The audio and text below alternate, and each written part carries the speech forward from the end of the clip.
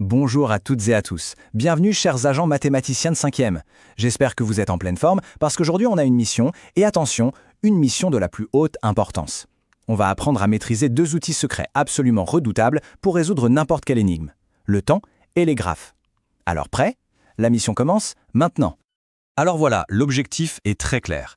Il s'agit de devenir des véritables maîtres dans l'art de manipuler le temps et de déchiffrer des messages codés, qu'on appelle aussi des graphiques. C'est une compétence essentielle pour résoudre des problèmes complexes et, pourquoi pas, pour gagner à un jeu de piste. Pour réussir cette mission, notre entraînement va se dérouler en 3 phases. C'est notre plan d'action. D'abord, on va s'équiper d'un gadget indispensable, le chronocalcul. Ensuite, on activera notre décodeur de graphes. Et enfin, on mettra nos nouvelles compétences à l'épreuve dans une mission finale qui s'annonce palpitante. Allez, en route! On commence tout de suite. Tout bon agent et bien sûr tout bon élève doit savoir gérer son temps à la seconde près. Le premier outil de notre panoplie, c'est donc le chronocalcul. Il va nous permettre de mesurer des durées sans jamais nous tromper. Bon, mais au fait, c'est quoi exactement une durée? En maths, c'est tout simple. C'est juste le temps qui s'écoule entre un moment de départ et un moment d'arrivée. On peut appeler ça aussi un intervalle de temps. Et savoir le calculer, c'est vraiment la clé pour ne jamais être en retard, que ce soit pour une mission ou pour un cours. Allez, on passe à la pratique avec un premier petit exercice. Voici Martin. Il part du collège à 17h35 et il arrive chez lui à 18h03. Notre mission, calculer la durée exacte de son trajet. C'est un entraînement parfait pour prendre en main notre chronocalcul. Alors, comment on s'y prend? L'astuce, la méthode la plus simple, c'est de faire une petite pause stratégique à l'heure pile la plus proche. De 17h35, on va d'abord aller jusqu'à 18h00. Ça fait combien de temps? Ça fait 25 minutes.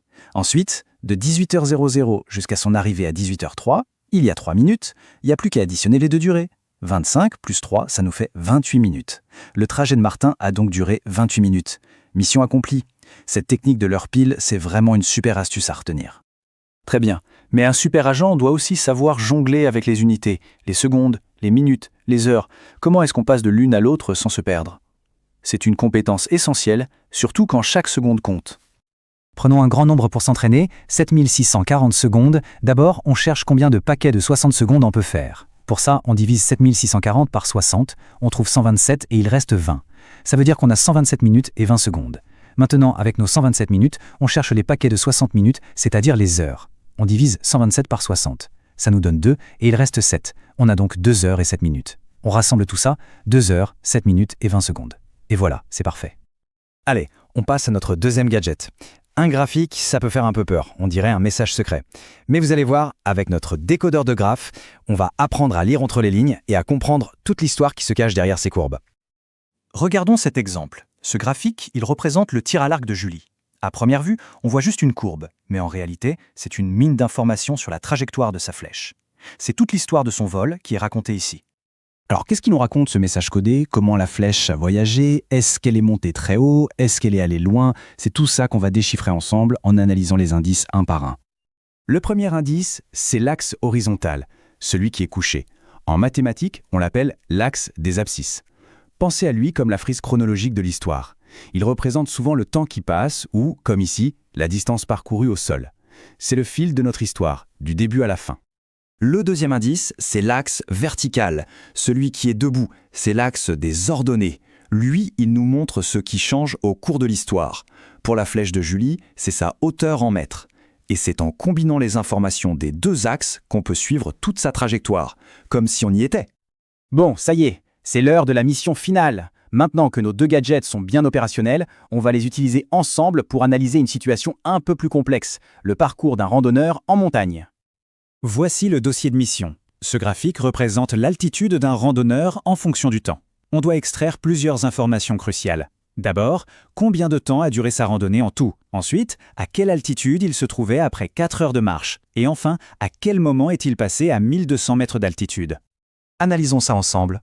Pour la durée totale, on regarde simplement où la courbe s'arrête sur l'axe horizontal, l'axe du temps. On voit 7 heures. Pour l'altitude à 4 heures, c'est simple. On part de 4 heures sur l'axe horizontal, on monte jusqu'à la courbe et on lit la valeur sur l'axe vertical. Ça nous donne 1400 mètres. Et pour savoir quand il était à 1200 mètres, on part de 1200 mètres sur l'axe vertical, on regarde où ça coupe la courbe et on voit que ça la coupe à 2 endroits. On redescend lire les heures correspondantes, 3h30 et 5h30. Excellent travail d'analyse. Mission finale réussie, bravo! Il est maintenant temps de faire le débriefing et de compiler toutes nos nouvelles compétences dans un mémo secret pour être sûr de ne rien oublier pour les prochaines aventures. Et voici notre carte mentale de l'agent. C'est un résumé visuel de tout ce qu'on a appris aujourd'hui, comment calculer une durée, comment convertir les unités de temps et comment lire un graphique avec ces deux axes. C'est un document top secret à garder précieusement.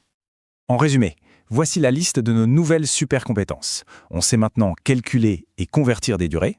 Et surtout, on sait lire un graphique, identifier ses axes, trouver une information précise et même raconter l'histoire complète qu'il ne dévoile. Et n'oubliez jamais cette phrase. Grâce aux maths, on ne voit pas seulement des chiffres et des courbes. On apprend à voir des histoires, des évolutions, des liens cachés. En fait, on apprend à mieux comprendre le monde qui nous entoure.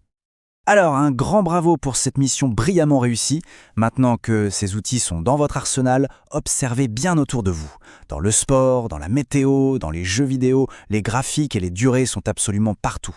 La question est, quelle sera la prochaine énigme que vous allez résoudre? L'aventure ne fait que commencer. Si tout est compris, bravo! Mettez un pouce en l'air, tabez, abonnez-vous et partagez à tous les camarades de 5e.